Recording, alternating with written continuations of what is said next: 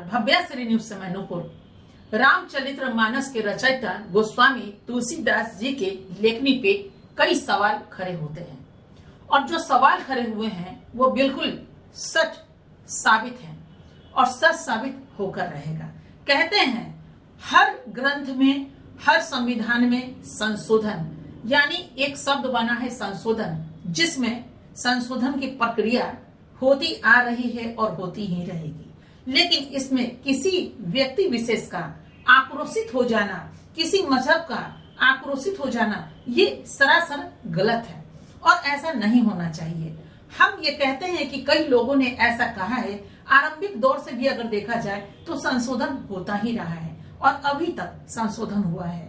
हालिया में भी अगर आप देख लीजिएगा तो हमारे प्रधानमंत्री नरेंद्र मोदी ने भी कई संशोधन किए हैं और वो पढ़ने को लोग जब पाए हैं तो काफी ही प्रफुल्लित हुए हैं। वो मुस्लिम महिलाओं की विषय में भी बात अगर कर लीजिए, पहले 3 तलाक था, 3 तलाक जैसे ही हटा, कई मुस्लिम महिलाएं प्रफुल्लित हुई और नरेंद्र मोदी जी को राखी भी भेजी और कहे भाई हो तो ऐसा, और उन्होंने उनको बहुत ही आदर और सत्कार दिया। और वाकई में ऐसा देखा जाता है कि सती प्रथा की भी अंत हुआ, नहीं तो महिलाओं को जला दिया जाता था। बाल विवाह यानी बाल विवाह में महिलाएं विधवा हो जाया करती थी, उसके बाद उनकी जिंदगी का वही अंत था। आज हम बात करें गोस्वामी तुलसीदास जी की, तो वो तो शादीशुदा थे और गोस्वामी तुलसीदास जी का बचपन का नाम राम भोला था, ये सभी लोग जानते हैं। और इनके विषय में जो कहानी है उसको शायद मुझे कहना नहीं पड़ेगा, क्योंकि इस कहानी से सभी लोग वाकिफ हैं। लेकिन इन दिनों जो देखा जा रहा है महायुद्ध, यानी कि जो चंद्रशेखर जी जो शिक्षा मंत्री हैं बिहार के, उन्होंने थोड़ी सी उनकी लेखनी पे सवाल क्या खड़े कर दिए कि कई लोग उन पे कटाक्ष करना शुरू कर दिया और उन्हें माफी मांगने पे, उन्हें त्याग पत्र देने पे मजबूर करने जैसी बातें सामने खुल करके आई। कई टीवी एंकर हैं ऐसे जिन्होंने स्पष्ट रूप से कहा है कि ये ग्रंथ, यानी कि वो किसी मजहब की हैं, उनसे हमें कोई लेना देना नहीं है, क्योंकि यहाँ पे चारों मजहब की बात अगर आती है, क्योंकि हमारे भारत की जो मजबूती है चारों मजहबों से जोड़कर आती है। लेकिन यहाँ जो भारतवर्ष के जितने भी लोग रहने वाले हैं, किसी पर भी, वो मेल हो या फीमेल हो, फीमेल पे यानी महिलाओं पे तो जुर्म सदियों से होता रहा है और आज भी महिलाओं पे जुर्म होता रहा है, हो रहा है, लोग देख रहे हैं और इसमें कोई आवाज उतनी नहीं उठ रही है गंभीरता से। हाँ, न्यूज बन जाता है और उसी न्यूज को महीने 2 महीने, 1 साल 2 साल तक रगड़ दिया जाता है व्यूज उठाने के लिए या फिर पैसे कमाने के लिए या फिर चर्चित हो जाने के लिए। लेकिन बात वहीं के वहीं धरी रह जाती है। कई पन्ना आप पीछे का पलट कर देख लीजिए तो शायद ये सत्य है, हम गलत नहीं बोल रहे हैं और ना इस पॉइंट पे हम गलत है। लेकिन अभी गोस्वामी तुलसीदास जी की जो बात आ रही है, कई लोगों ने ऐसा किया है इन दिनों, यानी बीते दिनों में रामायण के कुछ पन्ने को फाड़ दिए गए, रामायण के कुछ पन्नों को जला दिया गया। अब बात हम वहीं पे करेंगे कि आखिर भगवान राम से किसी को भी दो राय नहीं है। सभी लोग भगवान श्री राम जी की पूजा करते हैं, अर्चना करते हैं, क्योंकि भगवान श्री राम का जो नाम है वो तो हृदय में बसा हुआ है और रोम रोम में बसा है। इसे कौन छीन कर ले जाएगा, इसे कौन जला देगा, इसे कौन डिस्ट्रॉय कर सकता है, किसी की ताकत नहीं है, किसी की हिम्मत नहीं है, क्योंकि आसमान बहुत दूर है, आपकी वहां तक पहुंच नहीं है। अगर पहुंच होगा भी तो एक आत्मा से परमात्मा के मिलन तक ही पहुंच हो सकता है। लेकिन जुबानी आप उनको कुछ भी अगर बोल दे, कह दे तो वो तो गलत बात है। लेकिन हम बस इतना ही कहेंगे कि कलम जिसने उठा लिया और जिसने उस कलम से अपने शब्दों को अंकित कर दिया, जरूरी नहीं कि वो सत्य है। माना श्री राम को किसने देखा है, हम तो बस यही सवाल करेंगे। रचयिता को किसने देखा है, सवाल ये भी है। आज भी ग्रंथ लिखे जाते हैं, आज भी कई उपन्यास, कई कहानी, कई कविता, कई सच्ची घटनाओं पे पिक्चरें बन गई। क्या उसमें मिर्च मसाला नहीं लगता है? हम क्राइम पेट्रोल की भी बात कर ले, क्राइम पेट्रोल की बातों को ले लीजिए, कारण कुछ होता है लेकिन उसे इतना ढंग से सजाकर उसकी प्रस्तुति होती है कि कुछ लोग गलत अनुकरण करते हैं, कुछ लोग सही का अनुकरण करते हैं। लेकिन क्या मिर्च मसाला लगाकर परोसा नहीं जाता? हो सकता है इसमें जो मिर्च मसाला लगाया गया है रामायण ग्रंथ में, जो भी बातें उत्पन्न हुई, क्या एक भगवान उस तरह महिलाओं के विषय में बोल सकते हैं? कभी नहीं बोल सकते। ये मानने की बात ही नहीं है कि भगवान श्री राम ने या फिर किसी ने, हाँ, लिखने वाले ने उस स्टोरी को लिखा। जिस तरह एक राइटर आज फिल्म की स्टोरी को लिखते हैं, उनका मन हो संशोधन कर दें, उनका मन अगर नहीं हो तो संशोधन नहीं है, पिक्चर वैसे ही बनेगी। कलाकार भले ही संशोधन करा दे, अगर कोई बड़े स्टार है तो कई स्टारों में ऐसा देखा गया, नहीं भाई ये डायलॉग हटाइए, ये डायलॉग मेरे में आना चाहिए और फलना डायलॉग ये दूसरे जूनियर कलाकार में जाना चाहिए। तो इस तरह के संशोधन भी हुए हैं बहुत सारे में।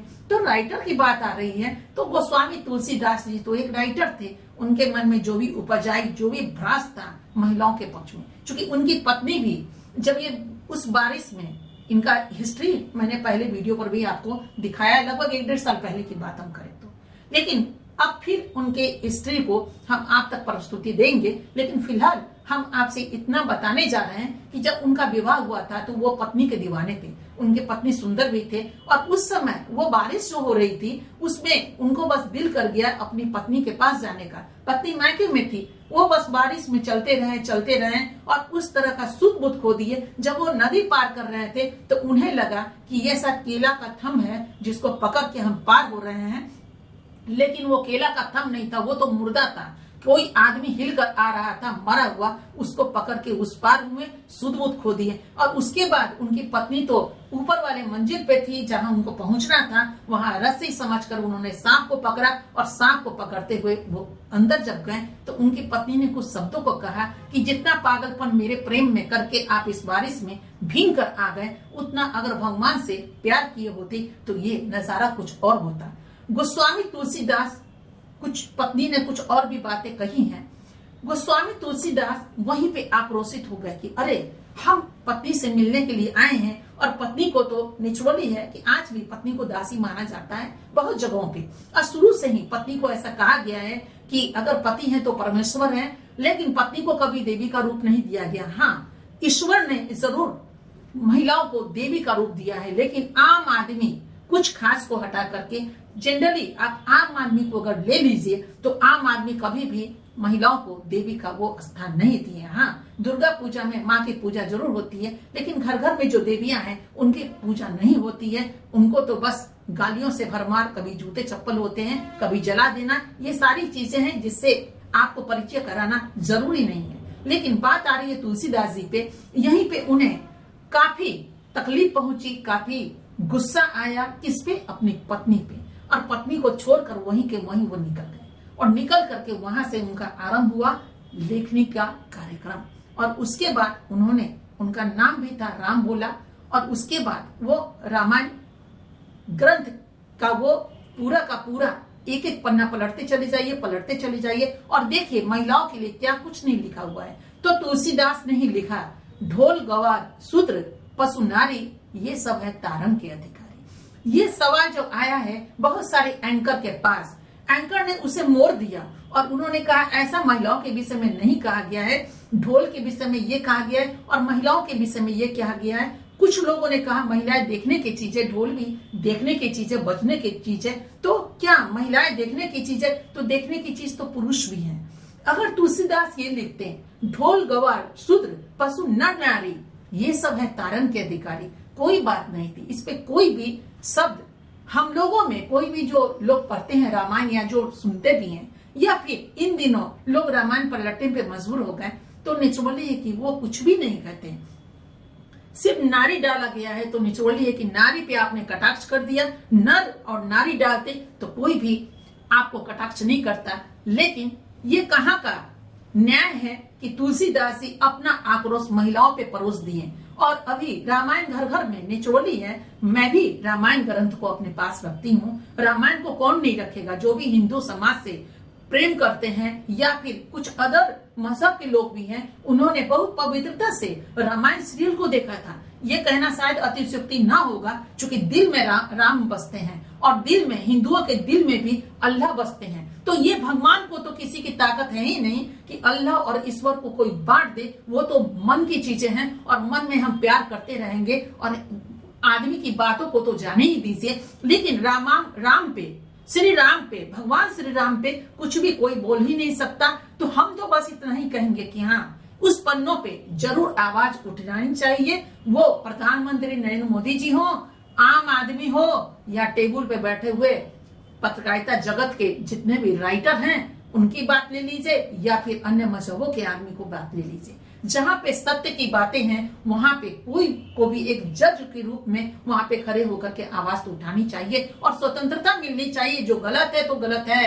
अगर सती प्रथा गलत था तो गलत था, वो किसी के लिए भी गलत था, वो महिला हो या पुरुष हो। आज की तारीख में भी महिलाओं पे इतना अत्याचार होता है, गलत है तो गलत है। आज पुरुषों के साथ भी इस तरह की चीजें अगर कुछ होती हैं तो गलत है तो गलत है। तो आज अगर महिलाओं को के सब बारे में अगर ऐसे शब्दों का अगर पूर्व रचित ने ऐसे शब्दों का इस्तेमाल किया तो गलत है तो गलत है। सवाल श्री राम पे नहीं है, सवाल भगवान श्री राम पे नहीं है। लेकिन रामायण को अगर आज की तारीख में कोई लिख दे और उसमें अगर वो त्रुटि हो तो क्या उस पे आवाज नहीं उठेगी? रामायण को तो लिखने वाले वाल्मीकि जी ने भी लिखा है। वाल्मीकि जी के लिखने पे उतनी सवाल नहीं खड़ी होती है। बहुत सारी चीजों को उस वाल्मीकि रामायण में और ये जो गोस्वामी तुलसीदास जी की रामायण में दोनों को पढ़िए। लेकिन सबसे पहले तो श्री हनुमान ने रामायण को लिखा था और इस चीजों का साक्ष्य और सबूत दोनों ही सामने में है। उस चीजों को क्यों नहीं लोग देखते हैं? क्या श्री हनुमान ऐसा महिलाओं के लिए लिख सकते हैं? कभी नहीं लिख सकते हैं, क्योंकि वो तो माता सीता को अपनी माँ मानती थी और अपने माँ के विषय में कोई भी इंसान नहीं लिख सकता और वो तो भगवान थे। तो जो श्री हनुमान ने लिखा वो रामायण कहाँ है? उस रामायण को संशोधन किया गया उलट पुलट कर करके और उसको इस रामायण में जो गोस्वामी तुलसीदास जी ने परोसा उसमें डाल दिया गया। तो शब्दों का संशोधन बहुत ही जरूरी है। संशोधन होता रहा है और इसीलिए डिक्शनरी में संशोधन शब्द भी अंकित किए गए हैं। क्योंकि अगर कहीं गलती हो तो उसका संशोधन कीजिए, बोलने में गलती हो तो संशोधन कीजिए। फिलहाल हम बस यही कहेंगे कि हमने जो भी कहा और जो भी आपने सुना वो तो बस रामायण के आधार पे मैंने बता दिया, या गोस्वामी तुलसीदास जी ने जो आक्रोश अपना वहां पे दर्ज किए, महिलाओं में पूरा का पूरा आक्रोश उन्होंने डाल दिया, इसलिए कि उनको पत्नी से कभी पटा नहीं और पत्नी ने इस तरह की वाणी सत्य वाणी बोली। और सत्य बड़ा कड़वा होता है और बड़ा ही तीखा होता है, जो सबके पास पचने की और पचाने की क्षमता नहीं होती है। लेकिन सत्य सत्य होता है, सत्य बिल्कुल खरा होता है और सत्य सूर्य की रोशनी की जितना प्रकाशमान होता है, जिसमें अगर आदमी तब जाए ना तो वो सोना जल करके ही कुंदन बनता है। तो बस इतना ही कहेंगे, सत्य को पचाने की ताकत हर इंसान में होनी चाहिए और झूठ का लेवल लगा के कभी मत चलिए और सत्य को स्वीकार कीजिए, वो महिला हो या पुरुष हो। तो रामायण में अगर कुछ ऐसे शब्द हैं तो संशोधन होना चाहिए। आज की तारीख में वो गोस्वामी तुलसीदास जी ने लिखा हो या आज की तारीख के कोई राइटर, वो महिला हो या पुरुष हो, वो लिखने जा रहे हैं तो कृपया कर अपने कलमों को कम से कम लिखने के पहले सोचिए जरूर कि आगे आने वाले कल में क्या प्रभाव पड़ेगा। हम रहे ना रहे, आप रहे ना रहे, लेकिन हमारा ये दुनिया तो कायम रहेगा और दुनिया में जितने लोग हैं वो आप ही को पर करके आगे बढ़ेंगे। आज जैसे विवाद हुआ गोस्वामी तुलसीदास जी के लेखनी पे, उस तरह विवाद खड़ा नहीं होना चाहिए। आने वाले कई दशक के बाद या हजारों साल के बाद जो आने वाला कल हो, हम भी जन्म लेंगे, आप भी जन्म लेंगे, हो सकता है अच्छे कर्म किए हो तो मनुष्य योनि में, और नहीं तो मुक्ति भगवान दे देंगे। लेकिन फिर वही कहेंगे कि कोई भी शब्दों का इस्तेमाल सोच समझ कर करना चाहिए, बोलना हो तो या लिखना हो तो ये चीज में संशोधन बड़ा जरूरी है। लेकिन इसमें रामायण को जलाने की, पन्ने को जलाने की जरूरत क्या थी? अरे उसको संशोधन के लिए कानून है, कोर्ट है, सब कुछ है, यूं ही नहीं जलाना चाहिए किसी भी पन्ने को। पन्ना तो पन्ना है, सरस्वती की देन है। अगर लिख दिए उसी चीज को स्टेपल करके आप कोर्ट में पेश कीजिए और कहिए कि इसमें संशोधन है ना। यहाँ से लेकर सुप्रीम कोर्ट तक है और सारे लोग इस पे ध्यान देंगे। न्याय मिला है और न्याय मिलता रहेगा। लेकिन किसी भी पन्नों को जला देना या आंदोलन कर देना या फिर अपने देश के हर चीजों को नष्ट कर देना, ये उचित नहीं है। बोलिए, गंभीरता से बोलिए। कहते हैं 100 कहने से अच्छा है एक चुप रहना, और जीत आपके पास है। कछुआ की चाल भी चढ़ करके विजयी हो सकता है इंसान। ऐसा नहीं कि हम खरगोश की चाल पे ही हम दौड़ते चले जाएं, बिल्कुल नहीं। और ऐसा मेरा मानना है और शायद आपका भी मानना होगा। तो संशोधन बड़ा ही जरूरी है, कल के लिए भी और आज के लिए भी, आने वाले